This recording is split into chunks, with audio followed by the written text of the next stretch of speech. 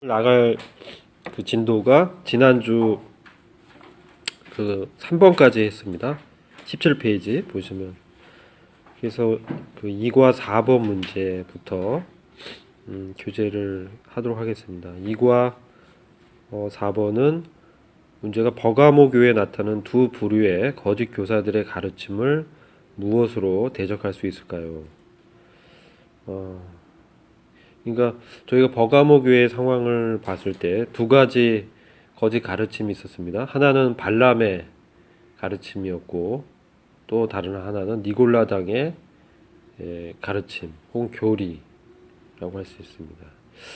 이게 저희 NIV로 영어 성경 NIV로 보면 이제 교훈 이렇게 번역이 되는데 함정역은 이제 독트린으로 번역하고 있어요.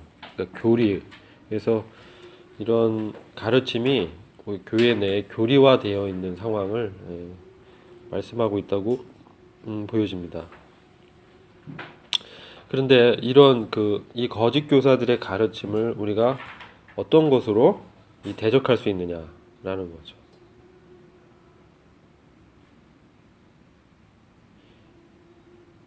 우리가 혹시 풀어 보셨는지? 이건 계시록 2장 16절하고 에베소서 6장 17절이 참고 구절이잖아요. 계시록 2장 16절 말씀 한번 보겠습니다.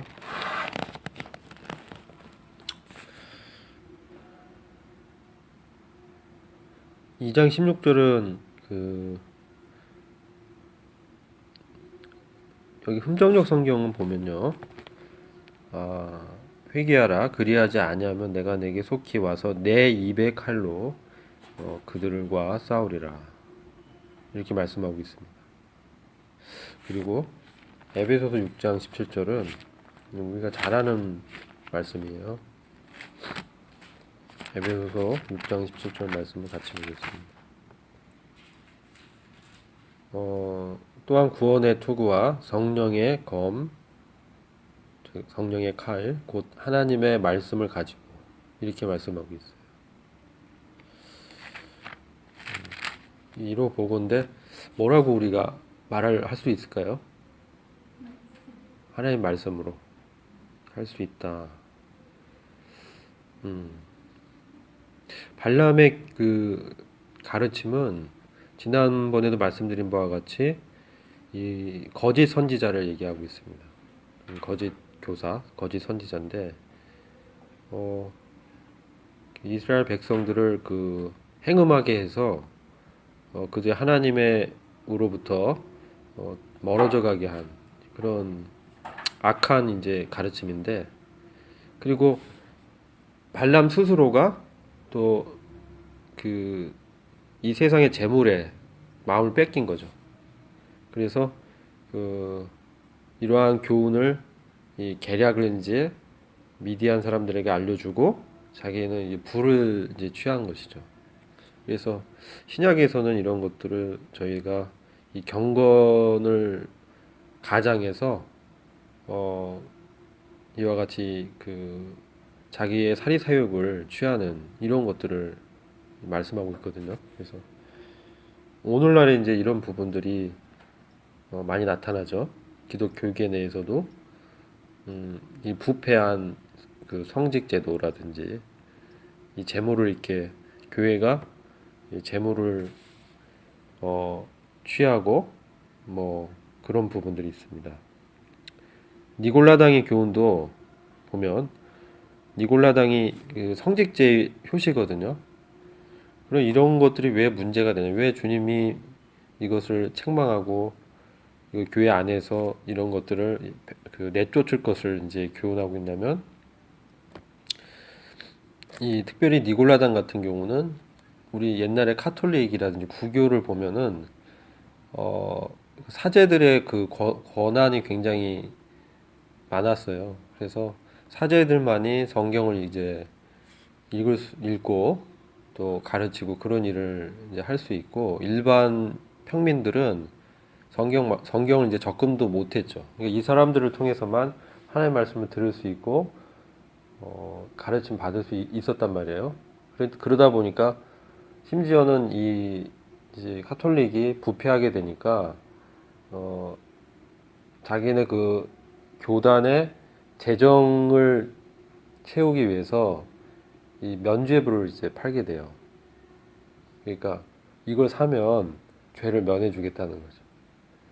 그래서 얼마씩 받고 이제 파는 거죠. 그리고 그 사제직도 이제 돈으로 매관 매수하는 거예요. 근데 이게 사실은 그 구교에서 처음 나타난 게 아니라 사실 이스라엘에서 있었어요. 제사장직이라든지 그런 자리들을 돈을 주고 산다든지, 심지어 각 그 지파별로 제사장을 따로 두는 이런 이제 일들이 일어나게 되고요. 또 제사장이 이렇게 뇌물을 취하게 되고, 그래서 제사장이 이제 타락하게 됩니다. 그러니까 이스라엘 후기에 가면 갈수록 이 제사장 일을 하는 이 제사장직이 타락을 하니까 이제 백성들을 가르치는 부분도 이제 문제가 생기는 거죠. 그러면서 그 우상 숭배와 이방 종교를 이렇게 취하게 되는 일들이 일어나고, 하나님의 그 거룩과 하나님의 이 율법을 이방 종교 수준으로 저하시킨 거죠. 그래서 하나님은 유일하신 절대자, 전능한 하나님인데 일반 신들과 동류로 취급을 받게 되고, 하나님께서 그것을 어느 정도까지 참아주시지만 회개할 것을 촉구하고 선지자들을 보내고 경고를 했음에도 불구하고 이스라엘은 이제 자기들의 뜻대로 자기 소견대로 이제 행하게 됩니다. 이게 사사기에서 보면 그 사사 시대의 마지막에 나타난 그 풍조를 이스라엘이 이제 왕이 없어서 자기들의 소견대로 행했더라 이렇게 말씀하고 있잖아요. 그러면서 사무엘기서 들어가면서 사무엘이라는 탁월한 선지자를 세우게 되고, 선지자 제도와 이제 왕권 제도가 수립하게 됩니다. 그래서 이스라엘이 제도적으로는 이러한 사사, 그 다음에 선지자, 왕 이런 사람들을 통해서 하나님의 이 계시가 제한적으로 이렇게 나타났고, 일반 백성들에게는 그러지 못하게 되는 이런 일들이 있게 됐죠. 원래는 모두가 하나님께 나와서 제사를 드리는 그것을 원했는데, 내 백성이 나에게 제사 드릴 것을 원하신 그것이 출애굽기에 나오잖아요. 그래서 백성들을 출애굽시키는 하나님의 어떤 경륜이 있었잖아요. 근데 이 타락하게 되니까, 우상 숭배하게 되니까 결국 레위 지파만 제사장직을 이렇게 부여받게 되고, 하나님과 사람 사이를 중재하는 이런 일들이 생기게 됩니다. 그러니까 그게 신약에 와서는 모든 그 그리스도 안에 있는 신자들은 모두가 하나님께 나가서 예배를 드릴 수 있어서, 우리가 제사장직이나 이러한 구교의 사제직이 아닌 모든 이 믿는 형제 자매님들은 자기가 처한 처소에서 성령과 진리로 예배를 드릴 수 있는 거죠. 그리고 예배 드릴 곳이 바로 뭐 어디 있는 것이 아니라 우리가 회중 가운데 주님이 계시고, 그리고 주님이 기념할 수 있고, 또 삶 가운데서도 우리가 몸으로 거룩한 산 제물로 자신을 드리는 개인적인 예배를 이렇게 드리고 있잖아요. 이런 부분들이 이제 부패한 거죠. 지금 버가모 교회에서는 이런 부분이 니골라당의 교리라든지 발람의 이런 가르침이 들어와서 이런 예배가 제사장, 만인 제사장이라는 신약교회 진리가 훼손당하는 그러한 것을 주님이 이제 책망하고 있는 겁니다. 5번 문제 보시면요. 이게 굉장히 중요해요. 지금도 오늘날에도 이 버가모 교회가 이러한 그 종교 제도와 이제 타협하게 되거든요.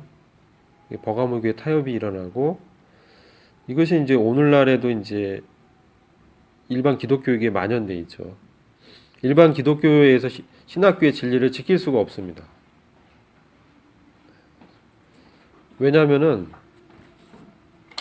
거기가 이제 성직제가 있기 때문에 목사님이나 어떤 특정한 사람들을 통해서 성경 해석에 이제 권위를 두기 때문에 그분들이 이제 목사직을 안수받게 되면은 그러한 어떤 자격을 이렇게 주죠. 그게 과연 그 신약 성경에서 말씀하고 있는 은사대로 행하고 있는 것인가에 대해서는 많은 어떤 의구심을 던지고 있습니다. 그래서 저희 모임이 그 귀한 것이 정말 이렇게 은사대로 섬길 수 있는 이런 것들을 열어놨다. 즉 신학교의 진리를 지키고 있는 것을 이렇게 볼 수가 있고요. 이게 이제 결국은 교회 하나됨을 지키고 교회가 하나님 앞에서 영광스러워질 수 있는 것이 이러한 신학교의 진리를 이렇게 지켜 나가는 것이 있는 거죠. 하나님 사랑하는 자, 그리스도 사랑하는 자는 하나님의 말씀을 이제 지키는 것이거든요. 근데 그것에 타협하고 환경과 이 사회 문화와 풍습에 타협해서 그것을 지키지 않으면서 과연 우리가 하나님을 사랑하고 하나님께 예배 드리는 자로 살고 있다고 얘기할 수 있는가? 이런 부분들을 이제 비춰봐서 저희들 개인적으로 하나님 앞에서 이렇게 자신을 살펴봐야 될 것입니다. 그래서 이런 부분이 오늘날 교회 가운데서도 우리가 마땅히 하나님의 말씀을 모두 읽고 뜻을 이해할 수 있도록 성령께서 오셨는데 그런 부분들은 이제 게을리하거나 아예 하지 않는 이런 일들이 이렇게 일어나게 되죠. 그래서 우리 교사라고 했을 때는 그런 책임도 있고 다 자신들이 그 하나님의 말씀을 대언한다고 합니다. 대언하고 가르쳤을 때 그것이 전달되고 그것을 통해서 지체들이 세워질 수 있도록 해야 되는 거죠. 그래서 교회를 이렇게 봉사하고 섬기는 것은 사실 그 사역이라고 하는데요. 이것은 모든 성도에게 열려 있는 것입니다. 소수의 은사 있는 사람들만 하는 것이 아니라 모든 성도가 하는 것이죠. 그래서 이것은 매우 중요한 신학교의 진리고 이것은 이제 양보할 수 없는, 타협할 수 없는 하나님의 이제 뜻이라고 이제 분별하고 있습니다. 예, 고린도 전서를 잠깐 볼게요. 우리가 이제 고린도 전서를 보면은 은사주의가 나타납니다. 이제 12장에 이 교회에 있는 몸에 있는 영적 은사들에서 비춰주고 있고 14장에 보면은 특별히 예언하는 은사, 영적 은사를 사모할 것을 말씀하고 있습니다. 이것은 왜냐면요, 이 예언은 원래 이 예언이라는 것은 이 대언이라고 해석할 수 있습니다. 대언한다. 그러니까 미래의 어떤 일들을 얘기하는 어떤 계시를 열어주는 예언도 있지만 여기서 말씀하고 있는 것은 하나님의 뜻을 전달하는 대언, 그러니까 선지자를 대언자라고 하거든요.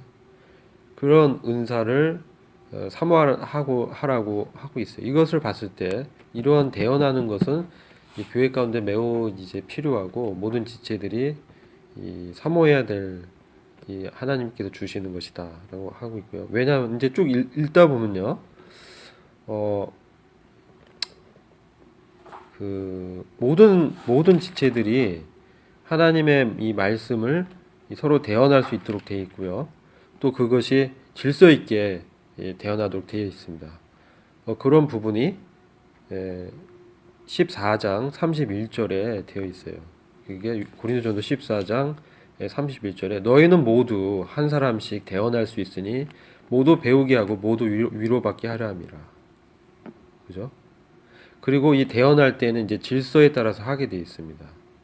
그것이 이제 29절, 30절에 이렇게 기록되어 있죠.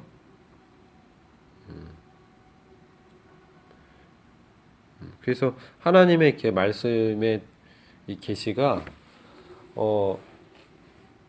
우리 모두에게 나타나는 것이고 그것을 사모할 것을 얘기하는 거죠. 다만 차서에 따라서 하도록 이렇게 질서를 정해놓은 거죠. 막 서로 이렇게 혼란스럽게 싸우다 보면은 그것은 이제 대립이 되는 거예요.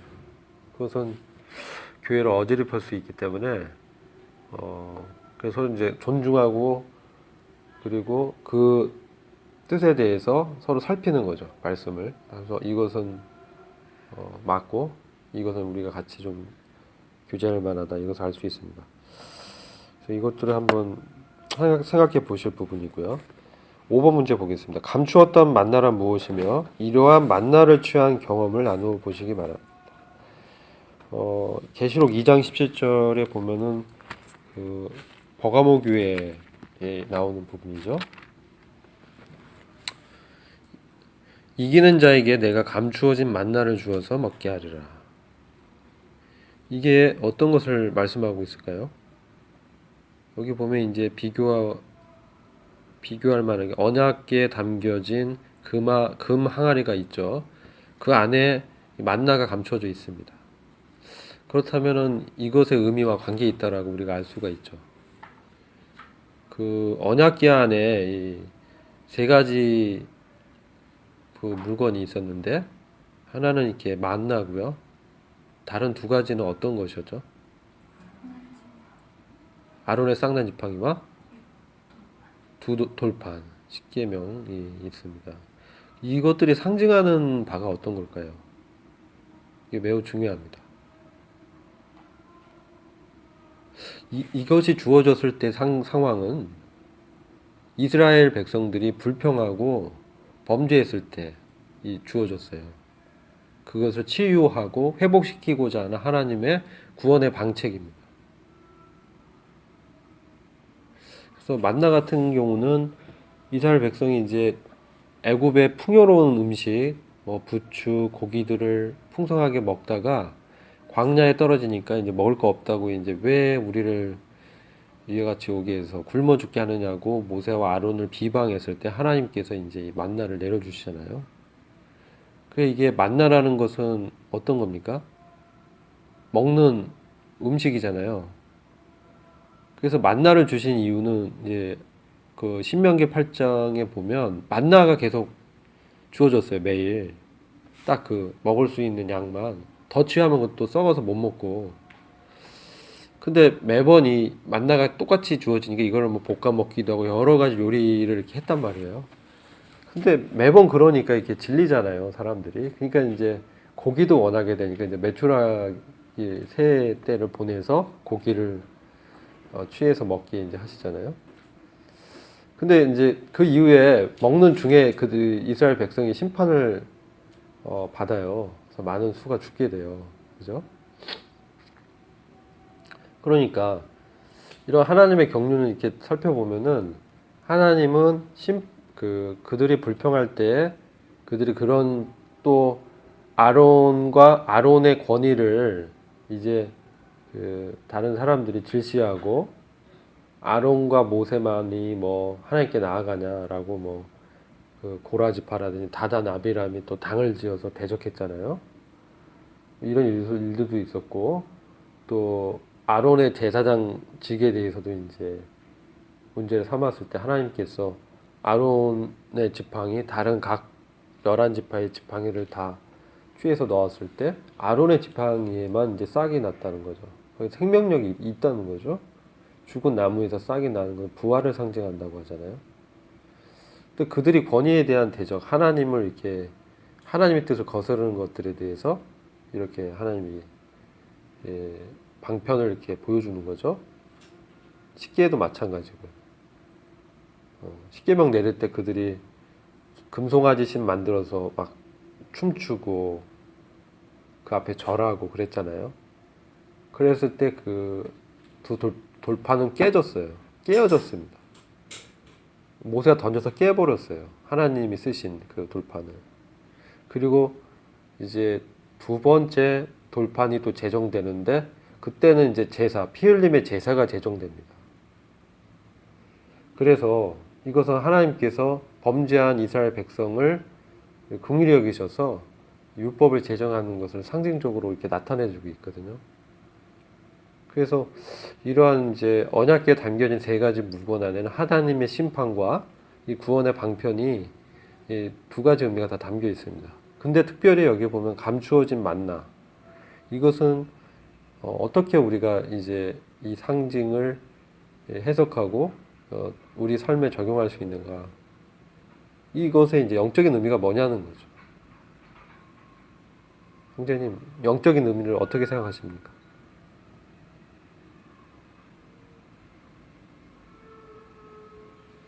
인터넷에 찾아봤더니 죄악 세상에서 인류가 생존할 수 있는 유일한 비결이 되신 생명의 떡인 예수 그리스도. 그러니까 생명의 떡인 그리스도를 상징한다. 네. 요한복음 6장에 나오는. 이거는 뭐 다들 자매님들 어떻게 생각하십니까? 생명의 떡인, 생명의 양식 되시는 그리스도.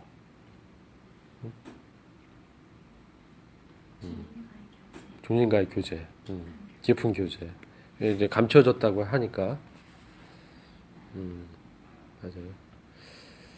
이런 것들을 통해서 이게 되게 중요하죠. 우리가 우리의 그 영적인 양식이 이렇게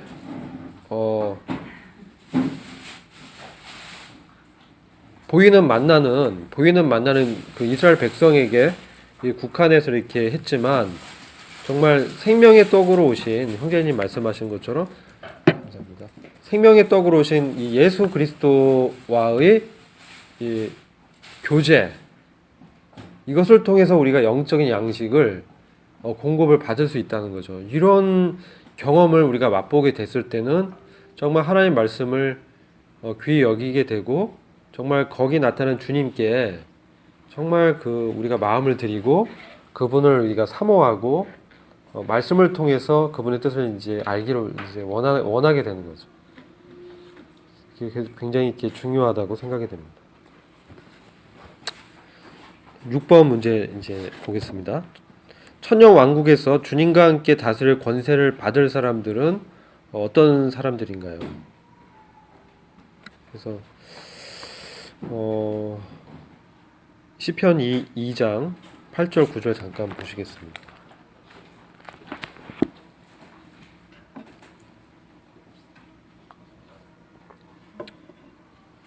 시편 2장 8절 9절을 같이 한번 읽어보겠습니다. 시편 2장 8절과 9절 보면 다 찾으셨죠? 다 찾으셨으면 같이 한 목소리로 읽어보도록 하겠습니다. 내게 구하라. 내가 열방을 유업으로 주리니 내 소유가 땅끝까지 이르리로다. 내가 철장으로 저희를 깨뜨리며 질그릇같이 부수리라 하시도다. 1절 2절 보면요. 열방이 분노하며 민족들이 허사를 경영하느냐. 세상의 군왕들이 나서며 관원들이 서로 꾀하여 여호와 그 기름 받은 자를 대적하며 우리가 그 맨 것을 끊고 그 결박을 벗어버리자도다. 하늘에 계신 자가 웃으시며 주께서 저희를 비웃으시리로다. 이것은 특별히 다윗을 통해서 마지막 때에 나타날 그 열방에 대한 하나님의 심판을 계시해 준다고 분별을 할 수 있습니다.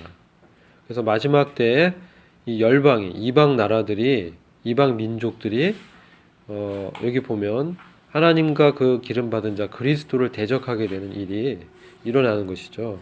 특별히 8절 9절을 이렇게 봤을 때 또 7절 보면 여기서 나오는 그 아들은 그리스도를 상징하고 있습니다. 말씀해주고 있습니다. 그래서 이 그리스도가 결국은 열방을 자신의 그 소유로 삼는 그 때가 있다는 거고 성경 전체적으로 봤으면 이것은 예수 그리스도께서 재림하셔서 철장으로 이방의 권세를 깨뜨리는 일이 예언이 되어 있습니다. 그래서 구약 성경은 사실 예수 그리스도의 재림의 그 장면을 많이 기록하고 있습니다. 초림의 어린 양으로 십자가에 죽임당하신 예수보다는 재림하시는 메시아로서 하나님의 왕권으로 그 열방을 심판하고 다스리는 권세 있는 왕으로 오시는 그 그리스도가 많이 묘사되어 있습니다. 근데 이것은 두 가지로 해석합니다. 하나는 하나님의 영적인 나라가 이미 도래했기 때문에 영적인 하나님의 나라를 이 복음으로 이 증거하면서 하나님의 나라의 그 영역이 그 바로 그리스도의 통치의 영역이 이 세상에 넓혀지는 것을 상징적으로 보여주고 있다. 이렇게 해석하는 게 하나의 해석이고, 다른 하나는 예수 그리스도께서 재림하셔서 끝까지 저항하는 이방 민족과 국가를 그분의 그 철장 권세로 심판하시는 것으로 문자적으로 해석을 하는 이 측면이 있습니다.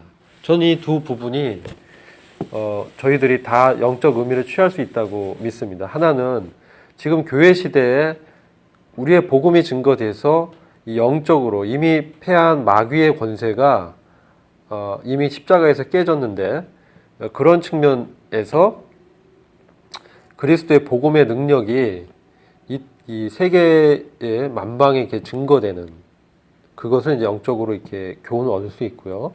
그다음 문자적으로 실제로 하나님의 보이는 나라가 이스라엘 예루살렘에 정부가 세워질 것을 또 우리는 예언서를 통해서 볼 수 있는 것입니다. 그래서 영적인 나라가 먼저 와서 이것이 이 교회를 통해서 복음이 증거되고, 마지막 때 주님이 오셔서 먼저 교회가 주님이 재림 전에 이제 휴거가 되죠. 그래서 공중에서 주님 만나게 되고요. 이 땅 가운데 이 행해지는 이 대환란 기간 동안에 이 열방들이 처음에는 저항하지만 나중에는 이 심판의 권세에 그들이 복종하게 되고, 마지막까지 저항하는 이러한 이 주님과 그리스도를 대적하는, 하나님과 그리스도를 대적하는 열방의 권세를 실제로 주님께서 죽음으로 그들을 심판하실 것이 예언되어 있는 것입니다. 그러니까 그 전쟁이 아마겟돈 전쟁이죠. 그것이 예언이 되어 있고 그것이 이루어지리라 저희들이 이제 믿는 것이죠. 문자적으로. 그래서 두 가지 사실을 이제 우리가 병행해서 교훈을 받고, 또 실제 예언의 계시를 이루어지리라는 소망을 갖고 사는 것이죠. 그러면 지금 이러한 이제 해석을 봤을 때 천년 왕국, 이것은 가시적인 하나님의 왕국이 이 땅에 도래하는 것입니다. 이 천년 통치 동안에 요한계시록 20장에 6회나 6번이나 언급되고 있는 천년 왕국의 통치가 언급이 되어 있습니다. 그때 주님과 함께 이 천년 왕국 동안 그 통치 영광에 참여하고 권세를 나눌 사람들이 누구냐는 거죠. 이들이 어떤 사람들이냐?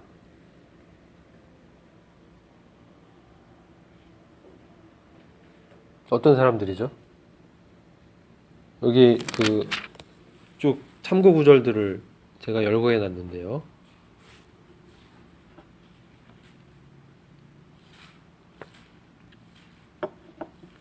이들은 이 질문을 던져야죠. 은혜자매님, 어떤 사람입니까? 믿음을 지킨 자들. 믿음을 지킨 자들. 다른 말로 하면은 요한계시록에는 그 사람들 뭐라고 해요? 이기는 자들이라고 하고 있죠. 네. 그러니까 사실 이제 요한일서 5장을 보면은 이기는 자 정의는 딱 돼 있습니다. 누가 이기는 자입니까? 믿는 자. 무엇을 믿는 자죠? 예수 그리스도께서 하나님의 아들이라는 것을 믿는 사람이 되죠. 믿는다라는 것은 우리가 이제 말씀을 지킨다라고 또 이렇게 할 수가 있죠. 예. 믿음은 관계 속에서 행동으로 나타나기 때문에 그 관계는 주님의 사랑을 아는 관계입니다. 주님 사랑을 알게 되니까 우리를 이렇게 주님께 의탁할 수 있게 되는 거죠. 그래서 이게 이제 이 일곱 교회의 여러 가지 측면, 특별히 믿음을 지키는 자들 이라고 이제 말씀해 주셨죠. 그 나머지 구절들은 많아요. 그래서 이 나머지 구절들을 한번 다 찾아보시면 어떤 사람들인지가 이렇게 자세히 이렇게 나오는데, 계시록 2장 26절 한번 보죠. 계시록 2장 26절입니다. 거기 말씀 한번 윤진호 형제님께서 읽어 주시겠어요?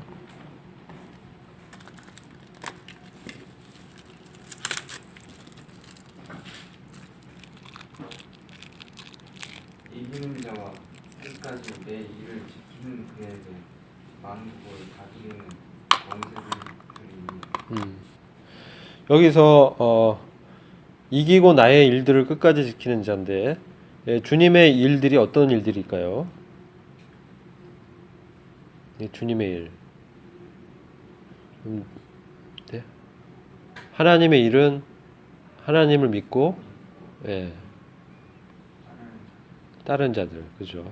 또 그런 자들을 마지막 날에 주님께서 살리실 것을, 영생을 주시고 첫째 부활에 들어갈 것을 말씀하잖아요.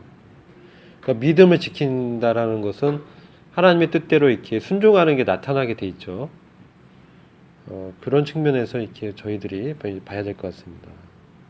그리고 이게 두아디라 교회에 이기는 자들에게 철장으로 다스리는 권세가 이렇게 주어집니다. 이게 요한계시록 2장 27절 보시면 민족들을 다스리는 권세를 줄 것이요 그가 철장으로 그들을 다스리는 이게 시편 2장 8절과 일치하죠. 똑같습니다. 그 인용이 되어 있는 거예요. 그가 철장으로 그들을 다스리니 그들이 질그릇같이 산산조각으로 부서지리라. 나도 내 아버지께로부터 받은 것이 그러하니라. 이것은 주님이 십자가에서 승리하시고 하나님으로부터 받은 권세가 있지 않습니까? 하나님으로부터 그 권세를 받아서 그 다니엘서 7장에 보면은 인자 같은 이가 다시 이렇게 땅에 재림하는 게 나타납니다. 그래서 그 다스리는 그런 것들을 보게 되는데 여기 보면 주님께서 아버지께로부터 하나님으로부터 받은 그런 권세를 이기는 자에게도 주겠다는 거예요. 심판하는 권세죠. 고린도전서 6장 2절에는 바로 세상을 심판하고 천사를 심판할 권세를 주시겠다고 말씀하고 있습니다. 그래서 이것은 이기는 자들에게 주어지는 것이고 이기는 자들은 예수 그리스도가 하나님의 아들임을 믿음으로 그 부활하신 그리스도와 동행하는 자들이죠. 그들은 주님을 사랑하는 자들이고 주님의 말씀을 이렇게 지키는 자들입니다. 그래서 교회 안에 속한 모든 사람들이 이 이기는 자들로 사실은 주님이 다 부르셨다는 거죠. 그것을 우리가 기억해야 되고요. 7번 문제 보겠습니다. 나머지 구절들은 한번 다 찾아보세요. 계시록 2장 28절에 나오는 새벽별은 누구이며 이러한 새벽별을 주시겠다는 것은 개인의 삶에 어떤 의미가 있는지요. 계시록 22장 16절을 한번 보죠.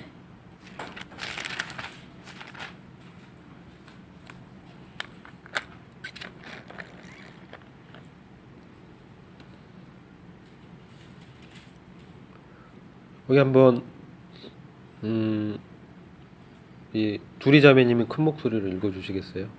나 예수는 너희들을 위하여 내 숫자를 보내어 이것들을 너희에게 증언하게 하리라. 나는 너희의 뿌리요 자손이니 곧 광명한 수적벽이라 하시니. 네. 이거를 이제 모닝스타라고 돼 있고요. 이거를 이제 개역 성경은 이게 루시퍼라고 돼 있는 데도 있어요. 근데 잘못 해석한 거고 바로 예수 그리스도가 빛나는 새벽별입니다.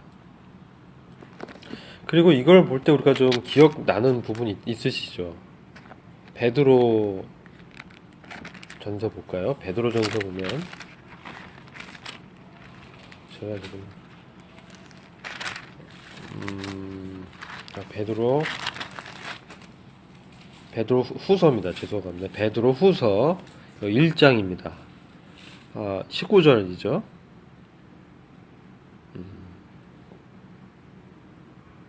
거기에 이제 샛별이 보이죠? 샛별. 네. 샛별. 샛별로 해석하고 있는데요. 그 2장 19절 한번 우리 은혜자매님 한번 읽어주시겠어요? 큰 목소리로. 또 우리에게는 더 확실한 예언이 있어 어두운 데를 비추는 등불과 같으니 날이 새어 샛별이 너희 마음에 떠오르기까지 너희가 이것을 주의하는 것이 옳으니라. 네. 이 어두운 영적인 이 시간이 있죠. 지금이 특히 그런 것 같아요.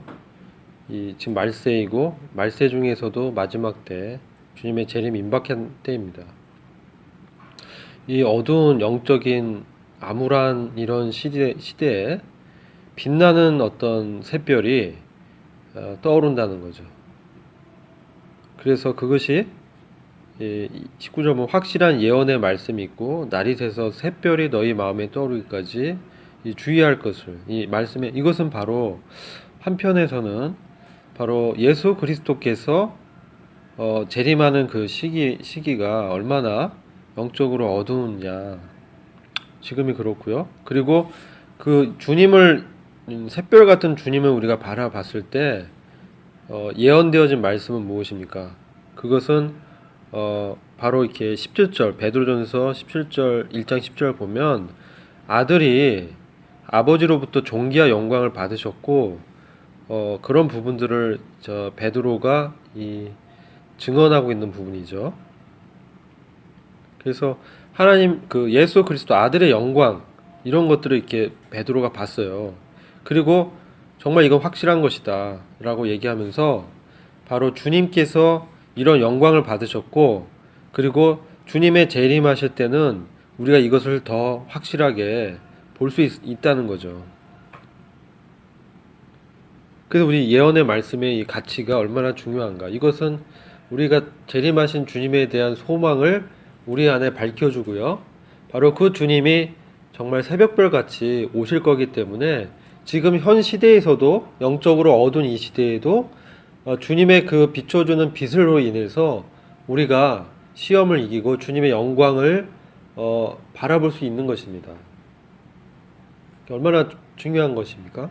그래서 바로 이런 주님을 주시겠다는 거죠.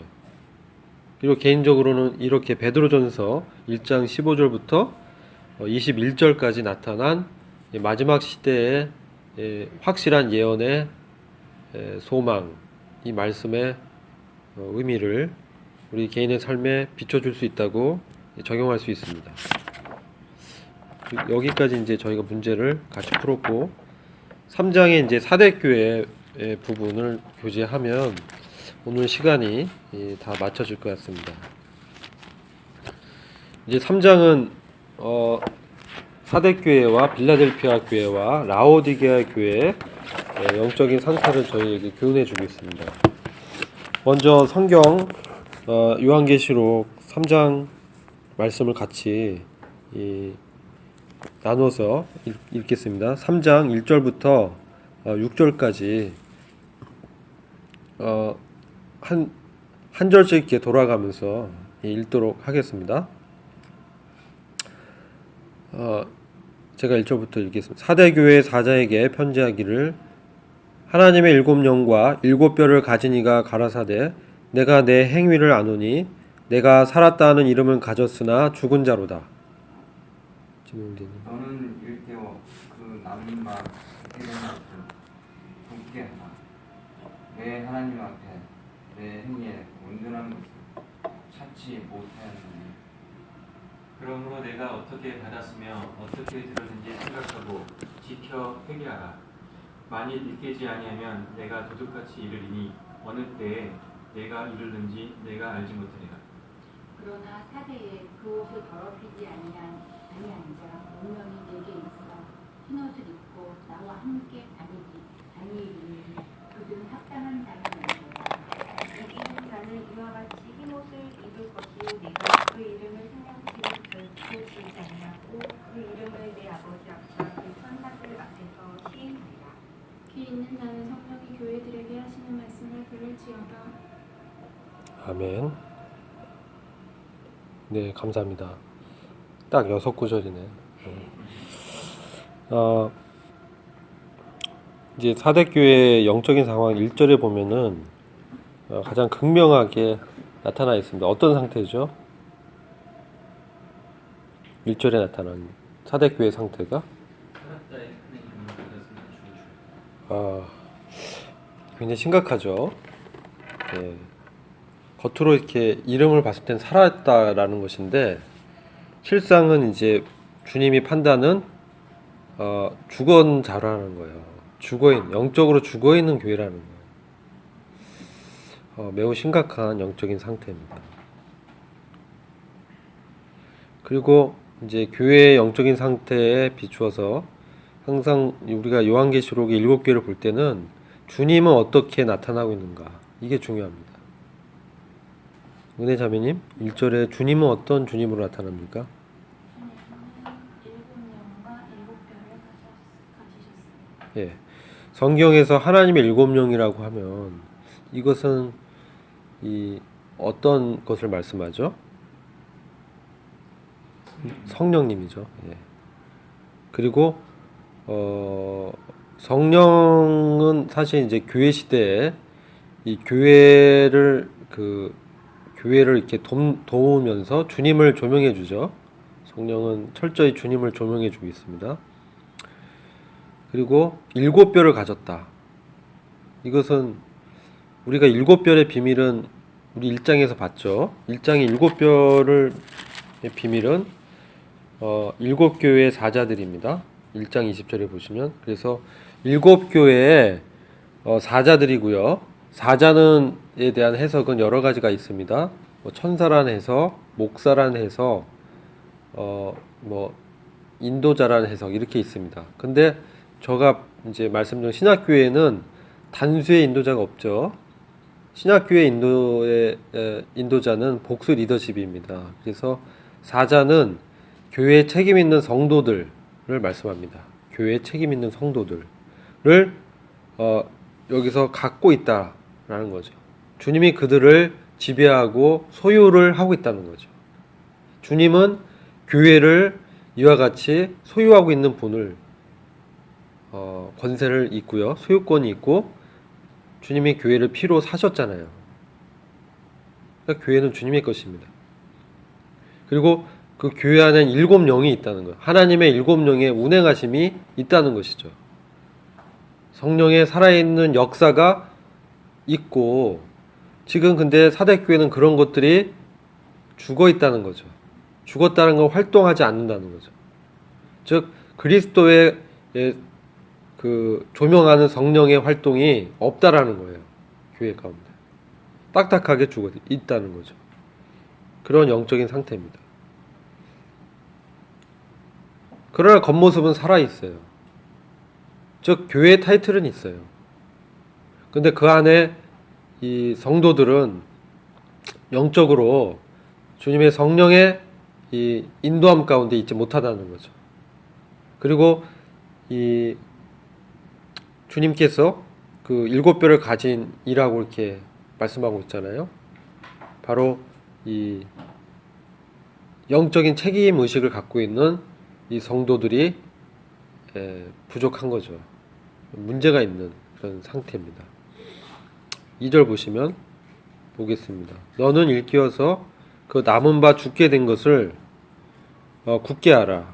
내 하나님 앞에 내 행위에 온전한 것을 찾지 못하였노라. 이렇게 하고 있습니다.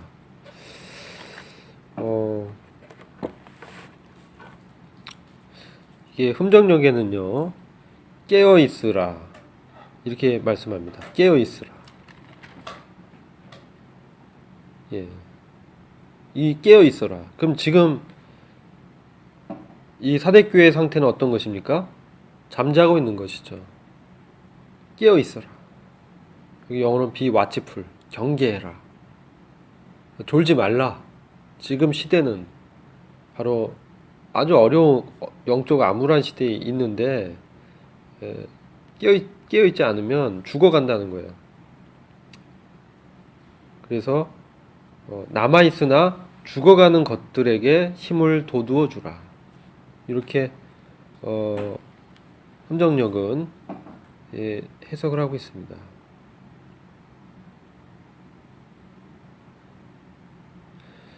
즉 여기서 우리 주님은 사실 이 성령을 소유하고 있고요. 하나님의 7영을 가진 분, 하나님의 7뼈를 가진 분이잖아요. 즉, 이 7영은 이 성령의 충만한 이 생명력을 우리가 볼 수, 완전한 생명력, 충만한 자원, 하나님의 자원이 성령을 통해서 공급되어야 하는데, 그것을 주님은 갖고 계신 분인데 이 사대교회는 그것을 받지 못하고 있는 상태는 거예요. 그래서 영적인 활동력이 나타나지 않고 있고 잠자고 있고 주님이 깨어 있으라고 일깨라고 말씀하고 있다는 거죠. 그리고 남아있지만 죽어가는 것들을 그런 것들을 좀 힘을 돋워주라, 이렇게 이제 해석하고 있습니다. 이 개역은 굳게 하라, 죽게 된 것을 굳게 하라 라고 말씀하고 있어요. 그리고 3절 말씀을 같이 읽으면서 2절의 의미를 자세하게 좀 살펴보는 게 의미가 있습니다. 3절을 보시면, 그러므로 내가 어떻게 받았으며 어떻게 들었는지 생각하고 지키어 회개하라. 즉, 이 일깨워서 그 나무바 죽게 된 것을 굳게 하기 위해서는 필요한 것이 뭔가 하면 회개가 필요하다라고 말씀하고 있는 거예요. 회개하라. 네가 어떻게 받았고 어떻게 들었는지 생각해봐라. 그것을 돌이켜서 생각해보고, 그리고 많이 일깨지 아니하면 내가 도적같이 이르리라. 또 어느 시에 네게 임할는지 너가 알지 못하리라. 이것은 굉장히 심각한 경고입니다. 이게 왜 심각한 경고냐면요, 데살로니가 전서 5장을 잠시 같이 보시겠습니다.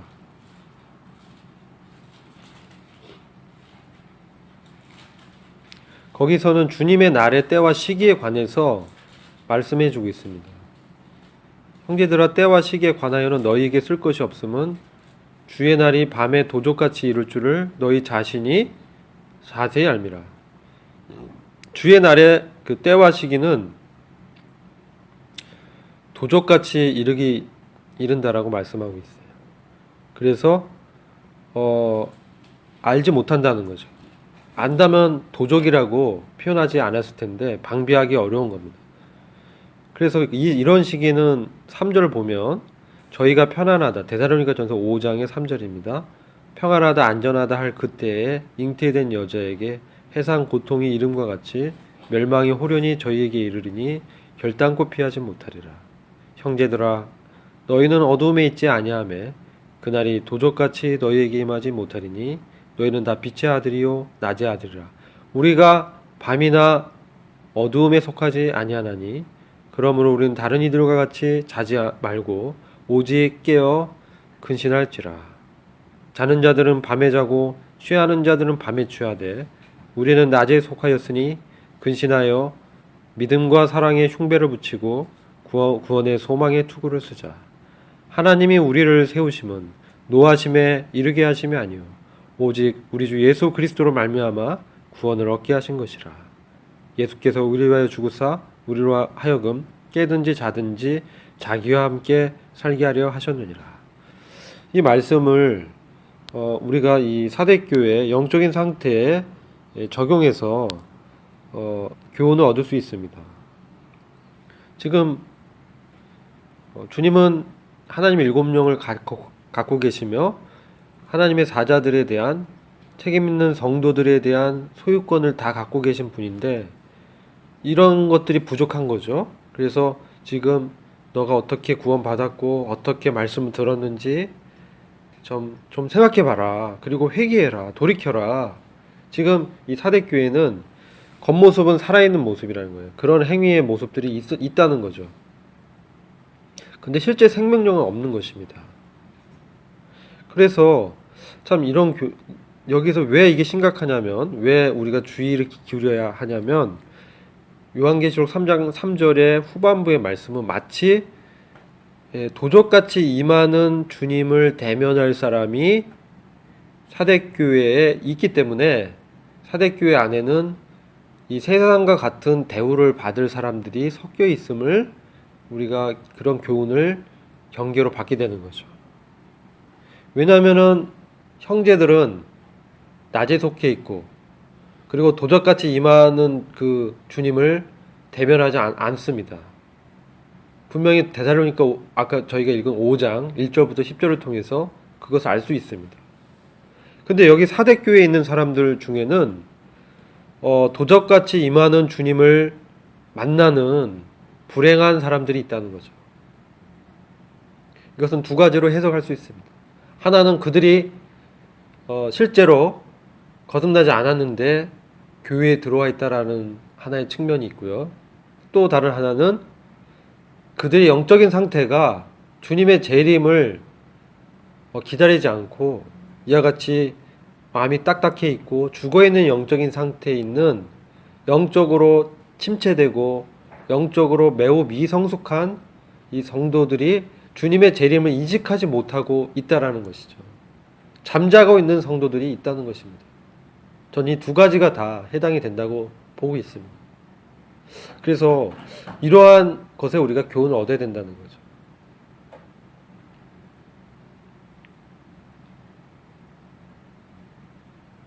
그는 주님의 재림을 이 도적같이 임하는 주님으로 만나게 된다. 얼마나 당황하는 거예요. 당황하는 것을 우리가 볼 수 있습니다. 놀라고 두려워하고 당황스러움. 왜 주님의 재림을 전혀 기대하지 않았기 때문에. 이런 사람들은 주님의 재림을 전혀 사모하지도 않았고 그냥 영적으로 살아있다는 이름만 있는 거예요. 과거에 내가 했던 행위 그것을 붙들고 있는 것이죠. 생명력이 없는. 자, 이것은 이제 경륜, 교회의 역사를 봤을 때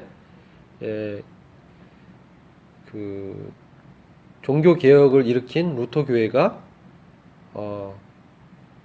절반의 개혁을 했죠. 그래서 만인 제사장의 원리를 지켜내고 구교 카톨릭에서부터는 떨어져 나왔는데 그러한 제사장직 자체는 없애지 않았어요. 성직제는. 그러다 보니까 살았다라고 이렇게 할 수 있는데 개혁은 했는데 실제 생명력이 막혀져 버리는 것이죠. 그래서 하나님과 그러니까 사람 간의 성직이 이 그리스도의 위치를 대체한 그렇게 되었을 때 그들은 이 나머지 성도들은 말라간다는 거죠. 그래서 어떻게 들었는지 우리가 구원을 받았을 때 참 주님은 우리 개인적으로 얼마나 많은 말씀을 하십니까? 근데 이게 연수가 오래될수록 그런 말씀은 줄어들고 그렇게 풍성한 하나님의 자원을 공급 못 받는 거예요. 성령의 풍성한 역사를 경험치 못하는 거예요. 그리고 그런 것을 경험하고 깨어있는 책임 있는 성도들이 없는 거예요. 그러니까 죽어 있는 거예요. 이 역사함이 없는 거죠. 그런 영적인 상태를 이제 얘기해 주시면서 회개할 것을 이제 경고해 주십니다. 그런데 4절 보면 그러나 사대에 그 옷을 더럽히지 아니한 자 몇 명은 남아 있다는 거예요. 구원받은 사람이 몇 명은 있다는 거예요. 이로 보건대 많은 사람들이 사대교회에 많은 사람들이 구원받지 못했다고 우리가 볼 수 있다는 거죠. 아니면 옷을 아예 더럽힌 거예요. 그런 상태를 이제 우리가 볼 수 있습니다. 사대에 그 옷을 더럽히지 아니한 자 몇 명이 내게 있어 흰옷을 입고 나와 함께 다니리니 그들은 합당한 자인 영구라. 이기는 자는 이와 같이 흰옷을 입을 것이요 내가 그 이름을 생명책에서 반드시 흐리지 아니하고 그 이름을 내 아버지 앞과 그 천사들 앞에서 시인하리라. 그렇다면 생명책에서 이름이 지워지는 자들이 있는 것입니까? 라고 우리가 질문을 던질 수 있겠죠. 근데 이것은 그렇게 비춰본다면 생명책에 기록됐지만 이름이 지워지는 자들이 있다면 구원이 취소된다는 의미로 유추 해석이 될 수 있습니다. 그래서 이 구절의 의미는 그렇다기보다는 그만큼 이 경계하는 그 주님의 경고를 말씀한다고 해석을 하는 것이 전체 성경의 의미와 더 맞다고 보여집니다. 그 소수설이 있어요. 그래서 우리가 딱 그러면 생명책에 이름이 기록되어 있는데 그 이름이 지워져 나간다는 거예요. 그렇게 해석하는 분들도 소수가 있습니다. 근데 성경의 전체적인 의미에는 그것이 맞지 않고 오히려 이 의미는 주님이 그 이름을 반드시 시인하겠다는 의미의 포커스가 있는 것입니다. 그 이름을 내 아버지 앞과 그 천사들 앞에서 반드시 시인하겠다. 거기에 더 강조점이 있는 것입니다. 그래서 귀 있는 자는 성령의 교회들에게 하시는 말씀을 드렸죠. 이렇게 이제 사대교회에 대해서 저희가 한번 개략적으로 살펴봤고요.